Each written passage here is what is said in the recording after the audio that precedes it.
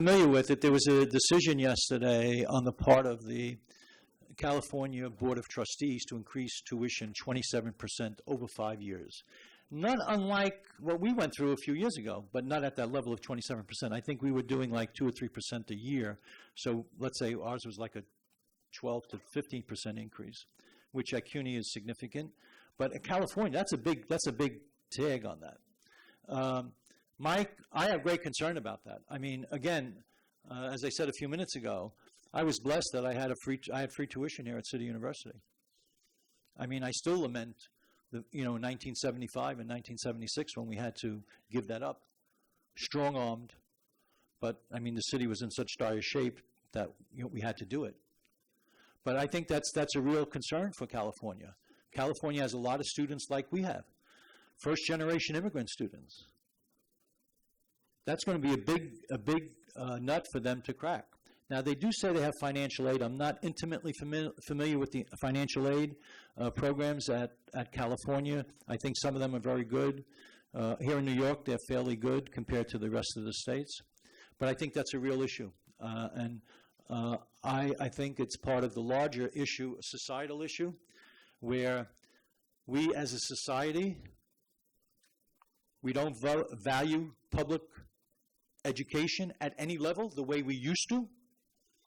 On higher education, we see it as a private commodity and not as a public good, and it's going to come back to hurt us in the years to come in many ways, shape, and form. Yeah, hi. Michael Barnhart, Kingsborough. I'm now chair of the History, Philosophy, and Political Science Department, and as such, I've never taught online, and I never took a course online. I was educated at a time when that sort of thing didn't exist, even though maybe I don't look like it. Anyhow, but we do have quite a number of online and hybrid courses now in our department. And the one thing I've found, and it's not just in my department, but across the college, is that there's very little evaluation of these things. So I wasn't sure quite how to ask this. I've always been on the fence about online education myself from a personal point of view. But my understanding is that there's little in the way of evidence on the question, on the sort of straightforward question, which modality is the most effective. So I'll ask the question this way. Is there any systematic, I grant you, and I think it's the case that Professor X, if she's effective in the classroom, is very likely effective online. My question is there any systematic way of telling whether Professor X is as effective online as she is in the classroom? Okay. There's a lot behind that question in terms of evaluating online versus blended versus face-to-face. I'm going to be maybe a little bit longer than I should. First, in terms of which modality works, for those of us who've been working with instructional technology, know that there's a grand debate that goes back to the late 70s and early 80s with a group of researchers, Kulik, and a couple of other people, and about whether this whole evaluating one modality versus the other is what you should be doing. I don't think that's what we should be doing. In many cases, it's not the technology, it's what's behind the technology. The pedagogy behind the technology, the person teaching that really makes the technology look good or not. I have a colleague at the University of Brigham Young University. He talks about it is that too much of this comparing one modality to the other is like comparing cars with different color paint. You're comparing the blue car versus the red car when what's really important is what's in the engine that's driving that car. I tend to agree with that. And in terms of whether there's any one thing, I don't think there's one thing. Teaching and learning is too complicated to say this is one thing, this is how you evaluate it. But something that I've been involved with for a few years now is that I've been encouraging lots of faculty to evaluate their own work. And I don't want to put a plug for my own work, but I have 2 books out, Blended Learning Research Perspectives, which came out in 2007, and Blended Learning Research Perspectives Volume 2, which came out last year. You'll find in the second volume, you'll find about 50 researchers literally around the world, almost all of whom are individual faculty, evaluating their work. There's no one thing that will say, this is how you do it. I think it depends upon the faculty, it depends upon the environment. And I encourage faculty to evaluate what you're doing, even just for yourself, for your own development as a pedagogue, but also to share it with the rest of the world. And actually, that's something I've been one of my interests over the last several years, to encourage individual faculty to do this, because if you don't, then someone from the outside is going to do it. I'm Milena Cuellar from La Guardia Community College. My question is regarding this kind of disguised transformation of face-to-face classes into MOOCs, in the sense that if you have, for example, 40 sections of math, and then they're all using online work, and then that analytics is not being used in a massive way. So I would like to know if you have any opinion about that, or if somehow the face-to-face learning is having this dark side where they have this online component that nobody's paying attention to because of the editorials. Okay, well, I'm not sure I got all of that, but mathematics is one of those areas that is very interesting in terms of online learning, what you do with that. And you've got both sides of the continuum. Some people say, yes, online learning can do a lot of this drill and practice. Some people say drill and kill, until they get it, until the repetition of working with mathematics and working with numbers. Others say mathematics is really not that conducive to an online environment. And I'm going to answer this with my own personal experience, who I was talking with, I think, Bobby this morning. Most of my career, I've taught research methods. One of the basic courses I've taught, almost all in graduate programs, either at Hunter College or the Graduate Center. I started teaching that course fully online in 1998. In 2000, I moved it to a blended environment, and I'll tell you why. There's about 3 or 4 weeks of that course that's intensive statistics and how to use packages like SPSS. There was too much detail there on the mathematics side. My students, graduate students, it wasn't that they didn't get the concepts. They didn't have enough confidence in their own math ability, or in some cases they didn't have the math ability. So mathematics is a particular area. Anyhow, I moved that portion of the course into a face-to-face environment. We would have an intensive weekend where we came in on Saturday and Sunday, and we looked at statistics and statistical packages like SPSS, and we did it for 6 hours each of those days, kind of like the language immersion model. And then everything else was done online. So math has its own little unique issues, I think. I don't know if I'm answering your question fully, but I'm careful when we're going to put all this math online. We had the example at San Jose State University in California, which was the first big MOOC experiment in a mainstream college or university, right? This went on, I guess it started 2012 or so, and they used a MOOC course to teach basic mathematics and statistics. Well, the result of it was not very successful. I don't know if, I think you're having a speaker who may speak about this later, and I think that was not a very successful experiment. They did not do as well as the face-to-face students. And I think there's a lot of issues there in terms of preparation to study and other issues that are not related to academics, persistence, organization, maturity, command of reading, writing, and mathematics, that have real problems when you're trying to do that online, I think. I have to finish just one thing, and I'm sorry, you don't have to, but let me just say that there was a very interesting survey earlier this year by the Chronicle of Higher Education, which I think many of you are familiar with. They surveyed a number of presidents. Their N was like 350 or so. And they asked them about the future of higher education, and they asked specifically about technology. It's in, I don't know if this got to your handout, but basically the result of that is, and it's up on my blog someplace there, what the president said is that, and this is the vast majority, like 2/3 of them, they felt too much change in higher education was being directed by outside of the university. Something like 2/3 of them was being directed by outside of the university. And then what they said was 2/3 of them think that, and this is a quote from the report, 2/3 of public institution presidents think that the politicians are the most influential drivers of change in higher education, and half of private campus presidents agreed with that assessment. The presidents on both types of campuses believe strongly that faculty should be the #1 drivers of change. And that's what I would like to leave you with. You should be the drivers of change. Don't be afraid and don't walk, into your office and close the door and you don't want to hear about this. You grab hold of it and you control it if you want to do it. Don't let it be done to you. You control it and you do it for your students. Thank you very much.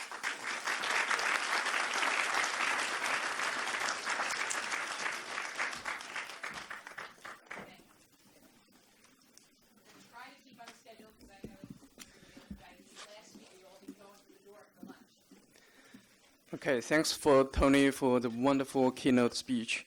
My name is Feng Wang. I'm the director of Jiangxi Online here at Jiangxi College.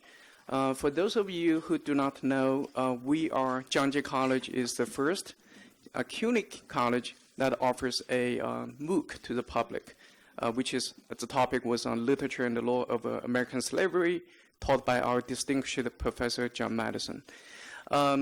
If you want to chat, we can chat offline after this, but today, I'm very pleased to introduce our presenter, Dr. Eileen Landy here, for a presentation about promises, MOOCs in higher education.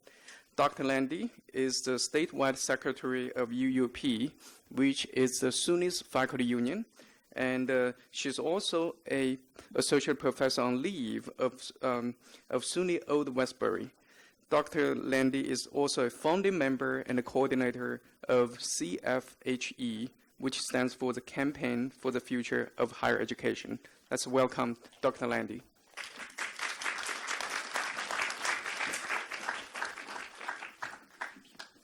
Is this our?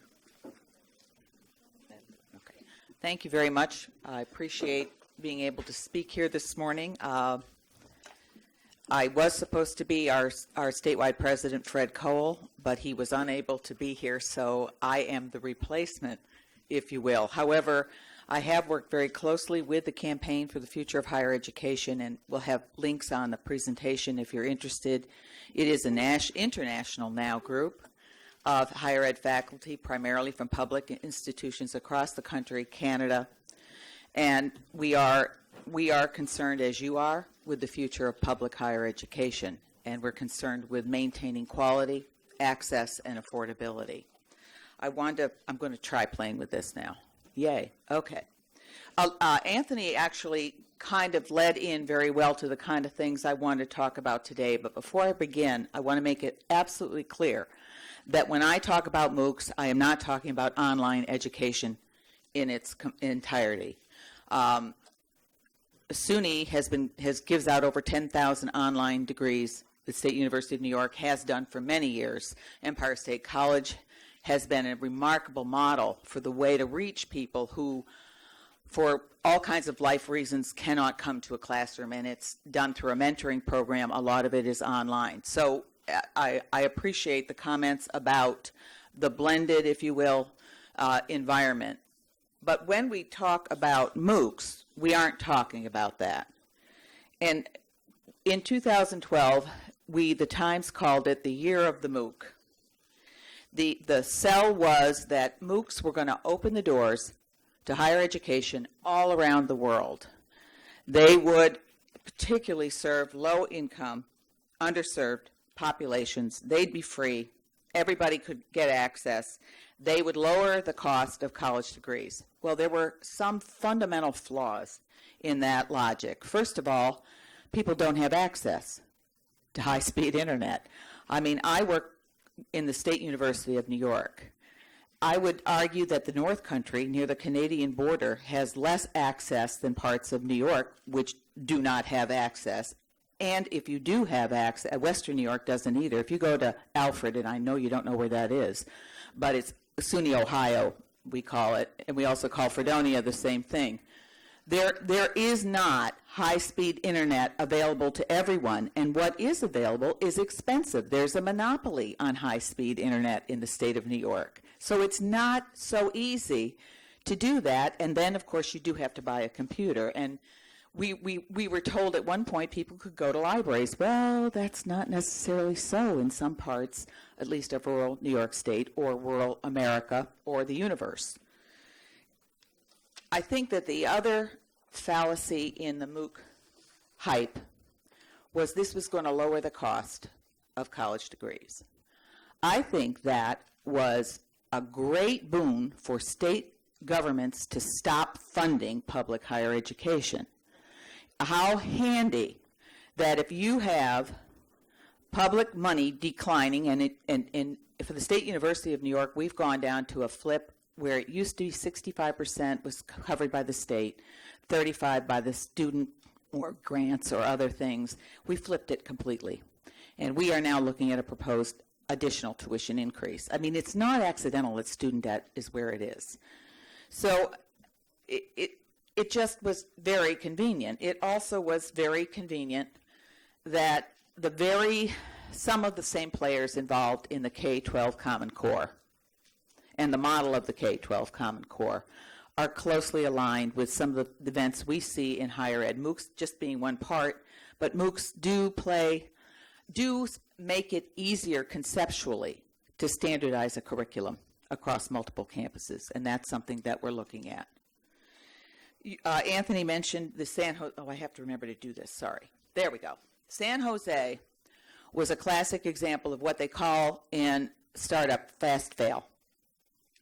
They implemented courses for incoming freshmen, many underprepared, underserved, first time to college freshmen, and used the Udacity platform, and by the way, also used what is proposed Udacity support staff, not faculty and staff. 25% of the students passed one course, 50 passed the second, and so in July, they put the project on pause. It didn't end there, because private corporations like Udacity, and in the case of SUNY, Coursera, SUNY signed a contract with Coursera in May of 2013. And the quote was it was going to increase our students by 100,000, all of them online, and they would all get quick degrees. They were touted originally as part of Open SUNY.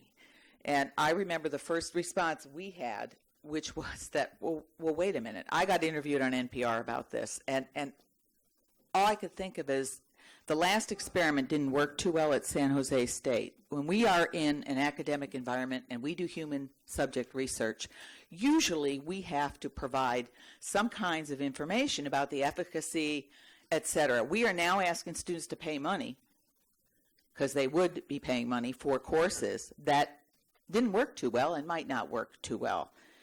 And what they raise other kinds of issues for universities. I believe it is Georgia Tech signed a contract with Coursera to do a graduate business program online. And it turned out down the road that Georgia couldn't offer the courses, only Coursera could offer the courses. There is a problem, I believe, and I spoke with some people in California about this. It's very fuzzy about intellectual property rights when you do that third-party agreement.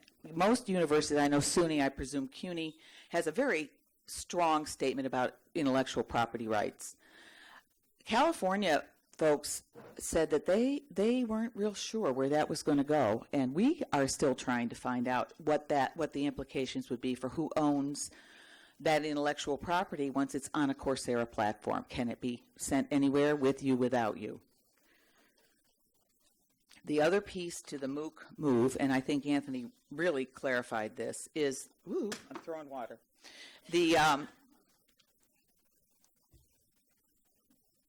We're following money. We're looking at private sector money going into the public sector so that public sector dollars can go back to the private sector. And I think that is something that was not explored as much as it should have been. In addition, we need to look not just at who teaches the course, who owns the course, but who takes the course. The University of Pennsylvania Graduate School of Education study pointed out, and they did they had 17 courses. They they tracked all of the information for all of the students and discovered that the completion rate was between 2 and 14%, but that didn't even reflect how quickly students dropped out of MOOC courses. They had very few, and I have the link there if you're interested, very, very few active learners. They were there fewer than 2 to 4 weeks into the semester. If you're a teacher, that is a failure. I mean, we all know when you walk into a classroom, first thing you have to do is get everybody, or they're gone. And it's hard to win them back. And I believe that MOOCs leave us with that problem.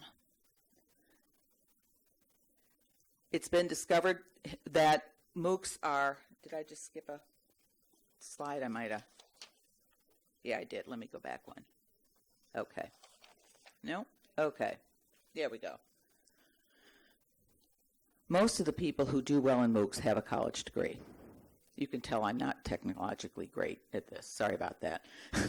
And in fact, that's who take them. They take them out of interest. They take them because it opens doors to them. And remember, this is MOOCs. This is not necessarily online education. That's a different horse of a different color, if you will. And the Teachers College of Columbia also found, am I working this way? There we go. Teachers College has done some research in this, and they have found that most MOOC users are already educated. They're following a passion. They have an interest, something they want to do. The classic to me, and here's where I thought they impinged on faculty rights as well, is the classic example is a course out of Curtis Institute of Music in Philadelphia where there's a Mozart course being taught. And, you know, it's marvelous. If you love Mozart, you can kind of come in there anytime you want to learn about Mozart. But the person who's doing the course, who is also the dean there, said, I'm not doing it for credit. We'll lose tenure.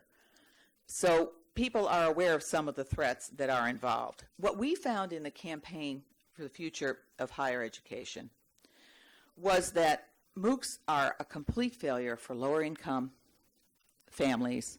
They are tough for people who don't have access, as I said, to computers or broadband. And we do have studies that point out that this is an issue of race and class, not of only of will or being prepared. And I think that is something we have to take a look at.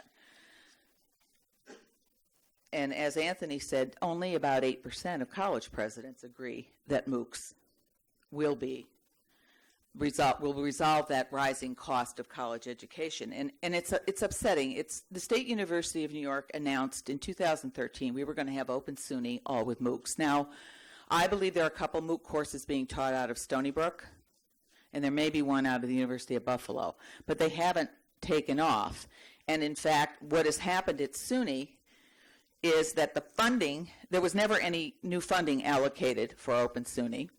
So it is, we call it the great clawback. It's being taken back from each of the campuses through the system. And almost all of the degrees now listed as Open SUNY already existed across the state as online degrees. A lot of them, and this one I do find interesting, nursing. That strikes me as, I don't know how you do the clinical piece, but maybe virtually, I don't know. That is done that way. That's a lot of students go to our tech school in Delhi, and I know you don't know where that is. It's near East Meredith, and you don't know where that is either. But you know that the New Yorker cartoon, the rest of the state is SUNY except for Long Island. Anyway, we're pretty concerned because those for-profit companies take a huge piece of that tuition in terms of generating these platforms if we're going to use MOOCs as the basis of the future of higher education. And it is somewhat difficult. And now it's 2014, and MOOCs are kind of going out of favor a little bit, but they're still hovering in the background. And faculty are often described as Luddites because we don't jump on bandwagons.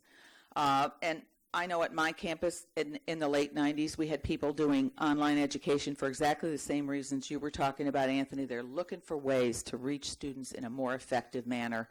They're looking for ways to Old Westbury is a school where the average age is 28.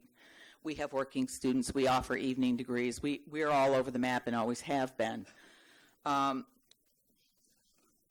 It is a line, or if you will, a money-making scheme. And I think that following the money is the way to go when you take a look at the investment. It's a $1.1 billion tech investment in 2012. If you look at who is interested in funding it, it's a venture capitalist world. I think you articulated that. They own the equipment. But there's some other stuff that I think that we need to address. And this,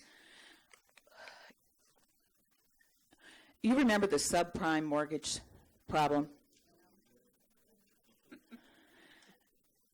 We sometimes think that the mania to offer online degrees, to offer lesser degrees. There's one scheme in SUNY to offer a 3-year degree, totally online, only $12,000.